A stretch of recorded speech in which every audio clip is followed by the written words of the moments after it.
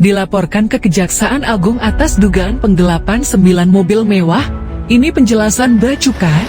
Kami kuasa dari saudara Kenneth Ko dari Malaysia. Kami adalah dari kantor pengacara OCK Ligi Senam Associate. Kami datang ke Kejaksaan Agung ini untuk melaporkan tentang peristiwa yang berkaitan dengan mobil-mobil mewah. Itu ada 9 unit mobil yang masuk ke Indonesia itu dengan tujuan untuk pameran, yang seharusnya itu di re-export. Jadi kegunaannya itu hanya untuk kepentingan pameran. Selesai pameran itu sudah harus dikembalikan ke negara asal. Nah, itu didukung oleh dokumen-dokumen yang berkaitan dengan aturan-aturan bagaimana penggunaan mobil-mobil yang akan dipakai sebagai pameran. Tapi faktanya sampai hari ini mobil tersebut, mobil-mobil itu ada 9 unit itu sekarang itu ada di posisi di Bea Cukai. Persoalan ini makin rumit gitu, makin rumit karena apa? Karena kemudian Bea Cukai ini tidak bisa mengikuti perubahan zaman gitu ya, perubahan zaman. Kemudian dia hanya berpatokan pada aturan-aturan doktriner yang memang sifatnya namanya negara, berdasarkan cuma aturan. Nah, sementara aturan itu sendiri yang tadi kita katakan berubah-ubah. Perusahaan-perusahaan besar saja kalau melakukan ekspor impor itu ada jalur hijau, jalur merah, sehingga kemudian bisa dipisahkan, bisa mempercepat semua proses. Saya melihat proses saintifik ini masih harus dilakukan di Bea Cukai. Nah, jangan lupa bahwa sekarang negara membangun bukan hanya kesejahteraan. Kita membangun infrastruktur untuk apa? Untuk membuat rakyat itu bahagia. Sehingga jangan lupa bahwa sekarang ada indeks kebahagiaan yang diukur dan dibandingkan satu negara dengan yang lain. Kita harus perlakukan mereka dengan baik. Apalagi di situ kemudian ada pungutan-pungutan yang seringkali kemudian kita lihat digunakan untuk memperkaya diri. Direktorat Jenderal Bea Cukai angkat bicara soal laporan pengusaha asal Malaysia ke Kejaksaan Agung tentang dugaan penggelapan 9 mobil mewah. Menanggapi laporan itu, staf khusus komunikasi Kementerian Keuangan Justinus Prastowo mengatakan telah berkoordinasi dengan Kejaksaan Agung. Kami sudah berkoordinasi dengan Kejaksaan Agung, ujarnya saat dihubungi Tempo, Minggu 12 Mei tahun 2024. Justinus mengatakan, Dirjen Bea Cukai sudah menjelaskan masalah importasi 9 mobil mewah itu kepada kuasa hukum pengusaha Malaysia. Dirjen Bea Cukai juga sudah menjelaskan, kalau ya, mereka paham kok, kata Justinus. Justinus menjelaskan kronologis importasi supercar itu. Menurut Justinus, importasi dilakukan dalam kurun waktu tahun 2019 sampai tahun 2020. Dalam kurun waktu tersebut, dilakukan pemasukan impor sementara 9 unit mobil mewah menggunakan prosedur impor sementara ATE Carnet, ujarnya, pada tahun 2021. Masa berlaku dokumen ATE Carnet telah expired atau habis sehubungan dengan habisnya masa berlaku dokumen ATE Carnet itu pada Maret tahun 2022.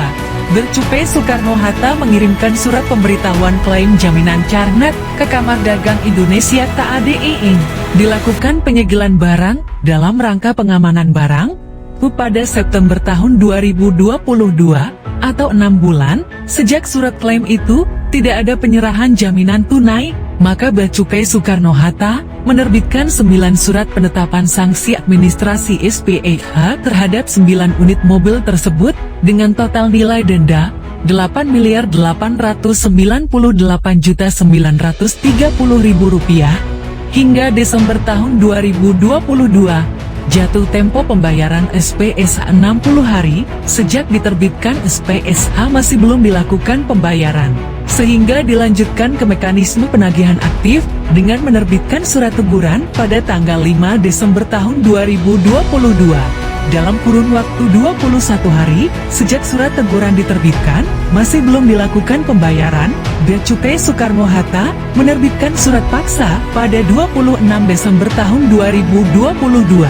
Maret tahun 2023, hingga jangka waktu 2 kali 24 jam, sejak diserahkannya surat paksa, tidak dilakukan pembayaran tagihan, maka proses berlanjut dengan menerbitkan surat perintah melaksanakan penyitaan SPMP.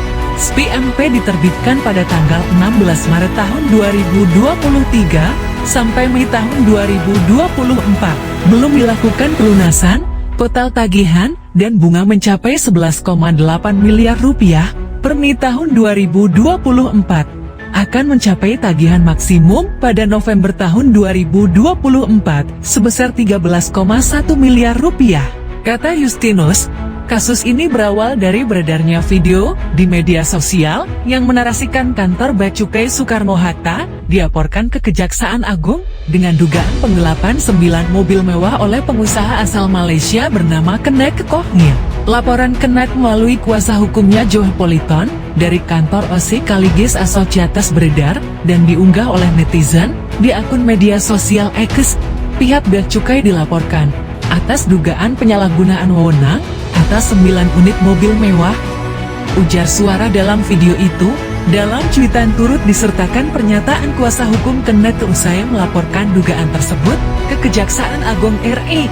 Melalui video yang diunggah tersebut, diketahui bahwa 9 unit mobil mewah tersebut akan masuk ke Indonesia melalui Bandara Soekarno-Hatta. Namun kemudian tertahan di Bea Cukai Soekarno-Hatta. Disebutkan juga, jika 9 unit mobil mewah yang ditahan Bea Cukai Soekarno-Hatta tersebut dikirim oleh Kenek ke Indonesia hanya untuk keperluan pameran mobil. Hanya untuk kepentingan pameran, selesai pameran, sudah harus dikembalikan ke negara asal. Ujar pengacara, dalam video tersebut, staf khusus komunikasi Kementerian Keuangan Justinus Prastowo mempersilahkan pengusaha asal Malaysia, Kenek Kohnil, yang melaporkan Bea Cukai Bandara Soekarno-Hatta ke Kejaksaan Agung Kejagung terkait dugaan penyalahgunaan 9 unit mobil mewah. Staf khusus komunikasi Kementerian Keuangan Justinus Prastowo mempersilahkan pengusaha asal Malaysia, Kenek Kohnil, yang melaporkan Bea Cukai Bandara Soekarno-Hatta ke Kejaksaan Agung